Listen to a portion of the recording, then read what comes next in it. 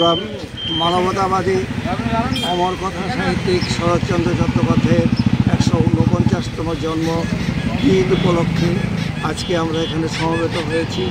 আমরা প্রতি বছরই এই দিনটি যথাযোগ্য মর্যাদার সাথে উদযাপন করার চেষ্টা করে থাকি। এবারও আমরা সেভাবেই অনুষ্ঠানটা করছি সংক্ষিপ্ত আকারে।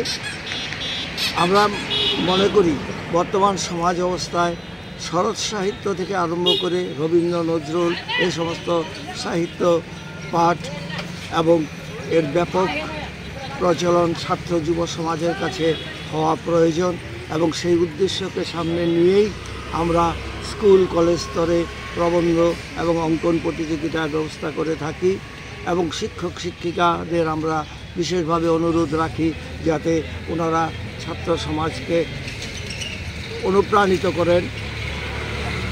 এবং আমরা আগরতলা শহরের বিশিষ্ট লেখকদের নিয়ে একটা স্মরণিকাও প্রকাশ করে থাকি। এবছরও তার উদ্যোগ আমাদের চলছে।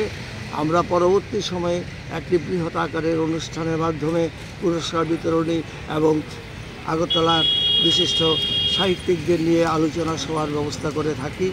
এবছরও আমরা তাই করব এবং আমরা মনে করি আজকে যেই সমাজের যেই মনুষ্যত্বের অপমৃত্যু ঘটছে তার জন্য এই সমস্ত লেখকদের লেখা সাহিত্য পাঠ খুবই প্রয়োজন।